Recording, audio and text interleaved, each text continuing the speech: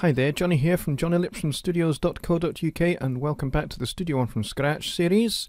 And we are into the final episode of mixing, and we've just got two elements of this mix to get done now. So just the piano solo and the little trumpet intro part to get done, and then we are done and into mastering. Now when we get to mastering, I'm going to do two videos. I'm going to do one that shows mastering in the project page in Studio One Professional, and then I'm going to show you in my second video how to master your song if you do not have Studio One Professional and you only have Artist or Prime.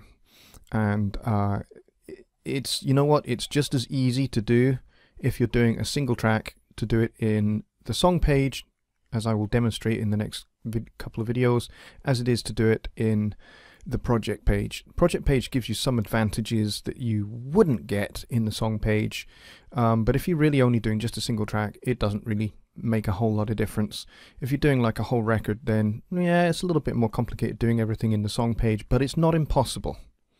And that's really what I want to get across, is that you can do your full production from beginning to end with recording, mixing and mastering in any version of Studio One. It is absolutely completely possible to do end-to-end music production in any version of Studio One. Alright, so let's get into this. So the first thing we're going to deal with is the piano, because it has the most part of this song. If we just take a look at the stems, we can see that the piano is going pretty much all the way through. So it has this solo here, it's playing this intro here, which will back the trumpet. And then it's playing solo the rest of the way through this little mock-up. So it's pretty straightforward. So the piano really is the main feature, trumpet not so much. So we'll deal with the piano first and then we'll get to the trumpet.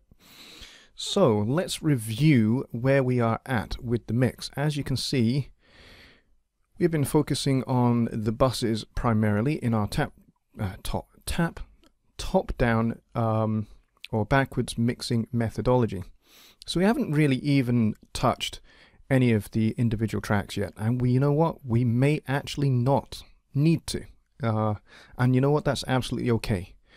If you're doing top-down or backwards mixing, quite oftentimes you may well find that what you do on your buses means that you don't really need to do a whole lot. I might do a little bit on these two guitar parts to separate them out. We'll flip to mono to do that. But right now we're just going to review in stereo, and then we'll deal with the piano. So let's have a listen to where we're at.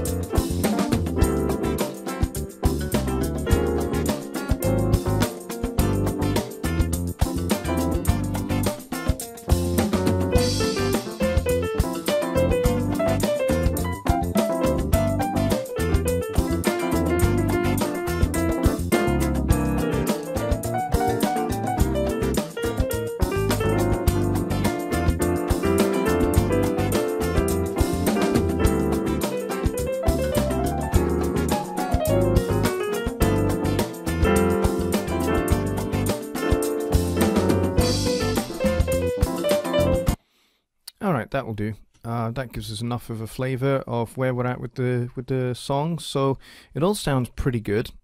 I think all we really need to do to the piano is just clean it up a little bit, and that's pretty much it.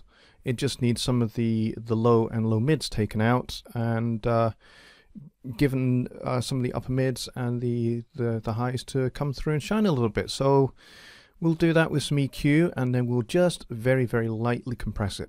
That's all I think we will do. So this will not take a very long time at all. So this video is going to be mercifully short for you guys, because all the other ones have been maybe about half an hour. So this one's going to be a short one. So let's get straight into it, and we will go straight for the good old And one of my personal favorite plugins that you get natively with Studio One, the Pro EQ. This is a great EQ because it's beautifully transparent and you can be phenomenally precise with it. So I love this guy. So the first thing we're going to do is we're going to probably take out a lot of the very, very lows that we don't really need, so that it's not muddying up the bass guitar. So let's have a listen quickly and we'll see what we need to do.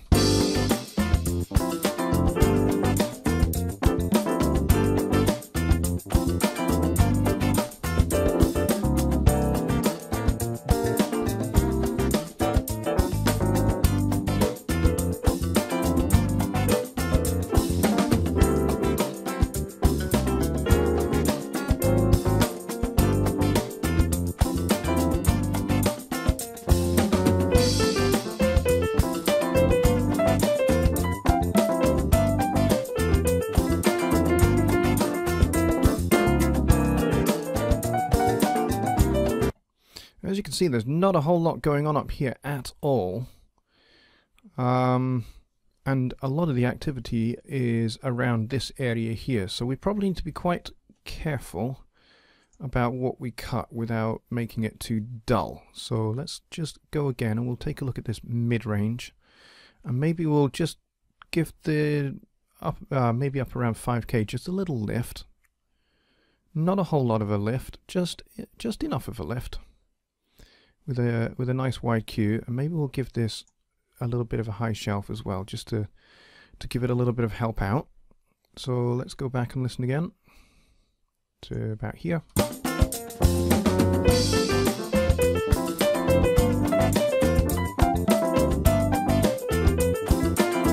got a little bit of a hunt for these this dullness.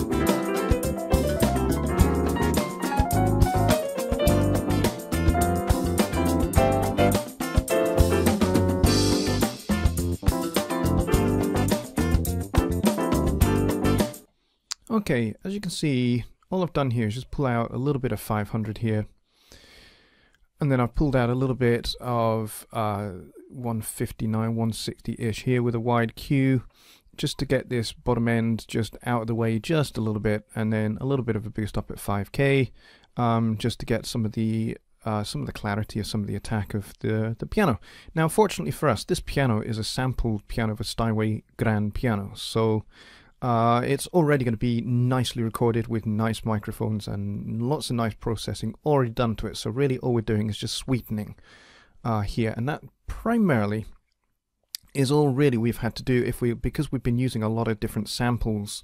Really all we've really had to do is just sweeten things and then make sure we're getting things out of the way of each other. That really is all we've been doing with this, because we've been dealing with samples that are really, really well made, well recorded. So not a lot to do. So again, we'll reach for our compressor and we'll not do very much here. To be honest, I'm just going to pull this very, very gently together. And just make sure that it's nice and even. That's all I'm going to be aiming for. So let's roll back to the very beginning of the piano part here.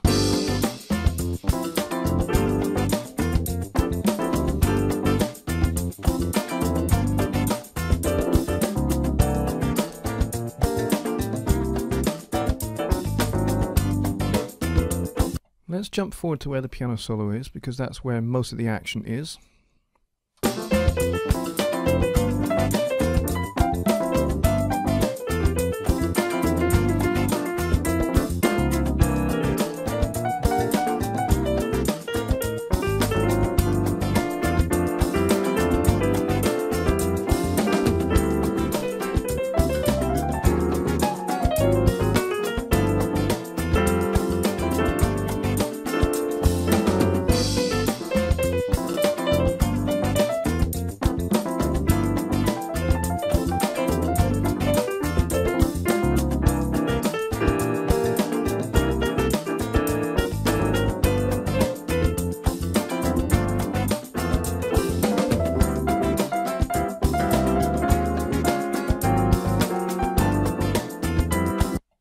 Okay, I think that sounds pretty good. So we've got a 30 millisecond attack to allow this to sit nice and up front, and 50 millisecond release. These are kind of like my standard default settings, and really I'm not really feeling the great need to change this release time particularly. I think it kind of fits. I can't really hear it pumping too much, so I think we will leave these as they are, and I think we will call this done, and I don't think I'm over compressing particularly. So let's move on to the trumpet. So we'll go back to our intro and we will unmute our trumpet and we'll get to that. So let's have a listen to the trumpet in its raw state in the mix.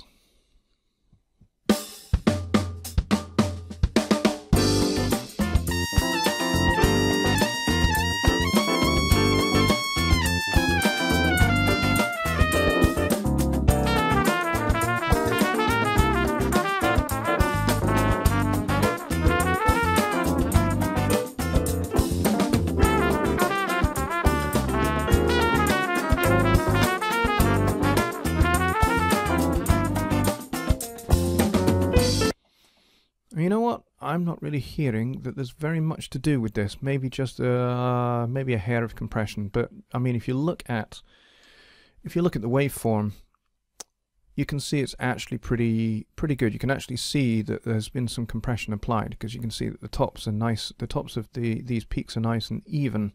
So probably not going to need a lot, other than maybe tame down some of the highs maybe a little bit, so it's not too harsh on the ear. So maybe that's what we will do with some EQ. So let's go and grab the Pro EQ again and get that in here, and let's have a listen and have a check.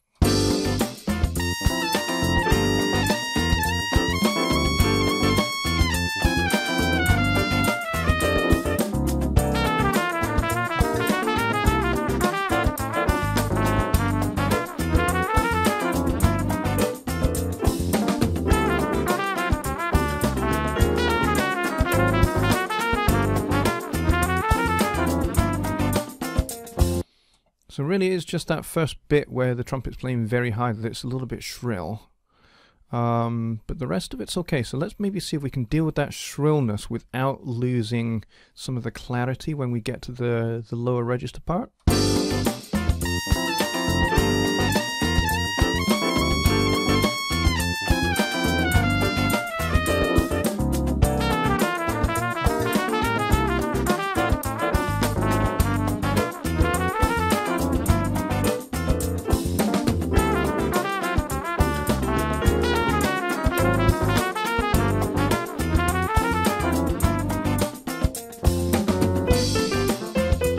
Let's have a listen again.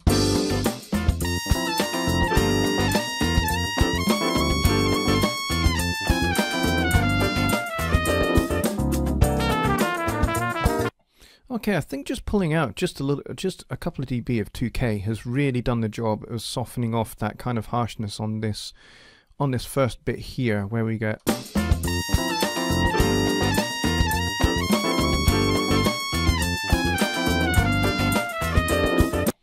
Okay, let's do an A-B just to be sure that we're right. So let's bypass the EQ and listen to just those first 4 bars of this trumpet and see if this little cut is doing its job.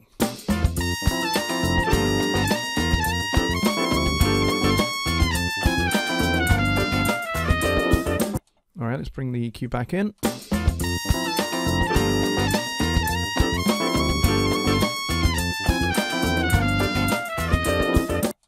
Okay, bypassed again.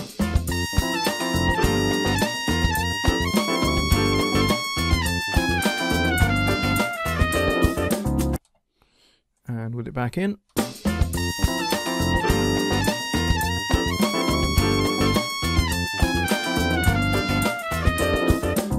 Now, I think that's done a really good job. It's only one little cut, and I think that's all we needed, really. And I did give the high frequencies a little bit of a lift as well, just a tiny one, 1.5 dB, just to bring a little bit of some of the sparkle of the trumpet out a little bit. But when we get into this lower register section of this trumpet solo, even with this 2K cut, we don't actually lose, it doesn't make it dull when we get into that lower register section, which is something that I was a little concerned about, that if we cut here, that we might lose some clarity when we get a little bit lower down, but that has not happened. So that's really done a good job on evening out this the sound of this trumpet, so it's not immediately too sharp and too shrill on your ears to start with, and then when we get into the lower bit, it's nice and warm, which is kind of what we want. So I think that's done a really good job. I think that's all we need to do. And oftentimes when you're EQing, less is very often more. You just find what works and what sounds good, and then leave it at that. Even if all you're doing is one high pass filter, one little cut, and that's it. That's all you need to do. You don't need to kind of have like a really crazy EQ curve, you know, to make you think that you're a good mix engineer. Actually, the best mix engineers do as little as they can get away with. You know, they get to a point where the track sounds good, and the track sounds good in the context of the mix, and that's all they do. And if that means all you have is one small EQ move, that's all is required. And real maturity of a mix engineer is when they can just walk away from a track with minimal processing, or even better, they can walk away from a track with no processing on it at all. I mean, when I first listened to this trumpet part, I thought it's a sample. It's a sample of a trumpet player standing in front of a very expensive microphone in a nice isolated recording booth, blowing his heart out. So I thought, you know, it's already going to be nicely EQ'd, it's going to be nicely compressed, it's going to be nicely shaped. And when I looked at the waveform, as we did earlier, we could see that it had already been compressed, because, you know, the tops and the bottoms of the waveform are nicely evened out. So it's already been compressed. I don't think we need to do any more compression to it. I think we can just leave it as is, to be honest. So, I mean, I could have just left it, but it was really that shrill harshness at the beginning there that I wanted to deal with, and I thought, you know what, that's the only thing that needs dealt with. So, this is the balance of our mix now. We're pretty much done with it, and I think it sounds pretty good. So, probably the next thing that we're going to do, real quick, is we're going to flip out to mono, and we're going to check that these two guitars are not getting lost, or one of them is not getting lost, because we don't want any frequency masking, because they are two relatively similar sounding guitar tracks. So let's whack this into mono. Let's hit the mono button, and let's go from the beginning.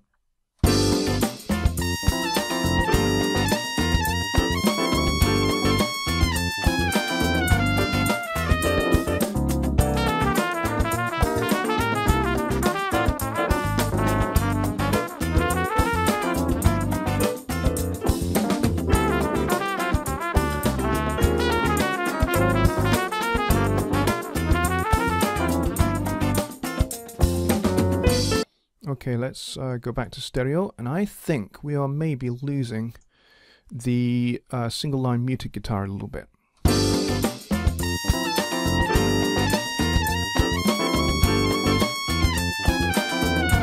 Let's just take out the trumpet and the piano for a minute.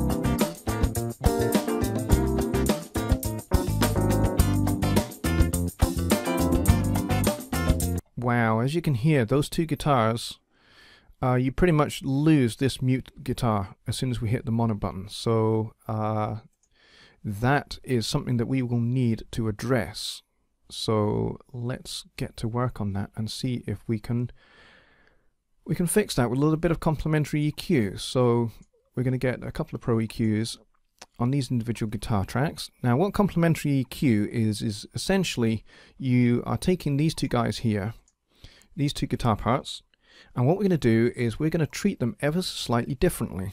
So where I might boost in one, I will cut at the same place on the other, or similar place on the other, so that you know, they are kind of, the two EQs on the two guitars are doing opposite things, and sometimes that can give you some separation. So we're going to stay in mono to do this because we want to get the separation in mono between these two tracks. So what we might actually do is, shall we roll this loop back so I can just loop just this section for a minute. Oh, I didn't want to press the record button. That is one thing I did not want to do. I just pressed the wrong button there. All right, so let's check this out.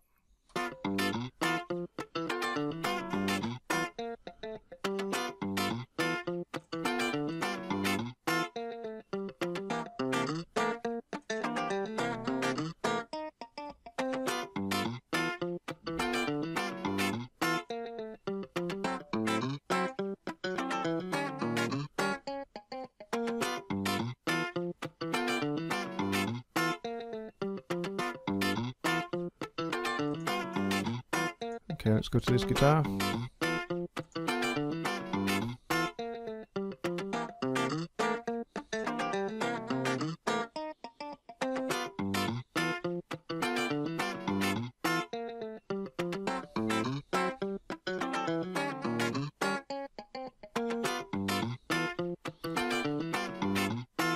Let's see if that has maybe helped a bit. Let's get this back in the mix.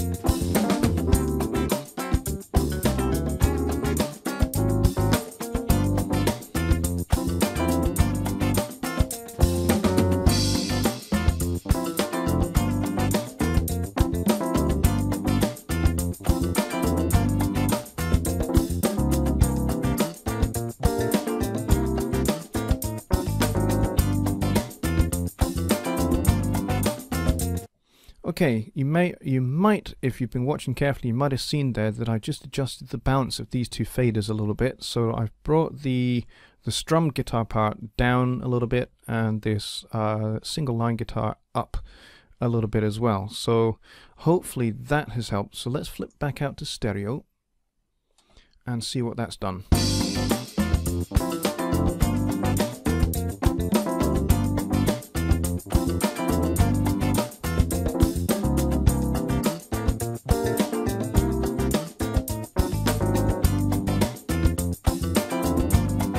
Back to mono. Let's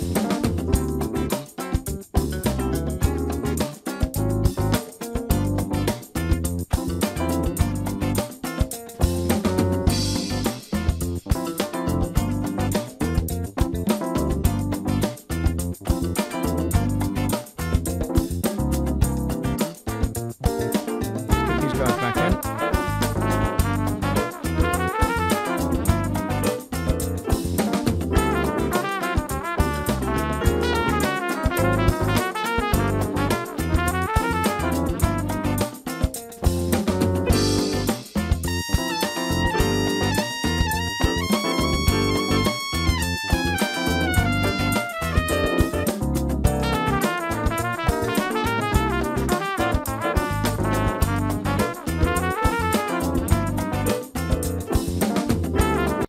Okay, so this guy here, this single line guitar, is getting a little bit lost when we're in mono, but when we flip out to stereo, it's there.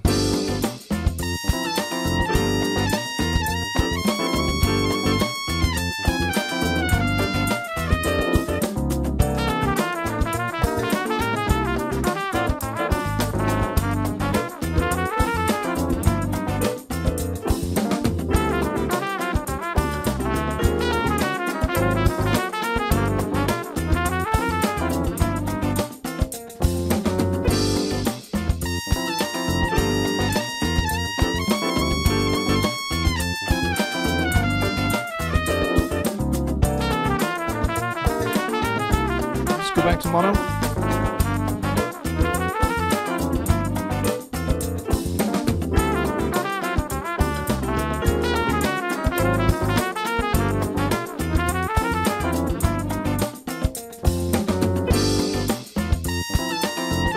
Okay, I think that's a little bit better. We can certainly hear that that mute guitar that single line guitar come back in a little bit more now that we're in mono.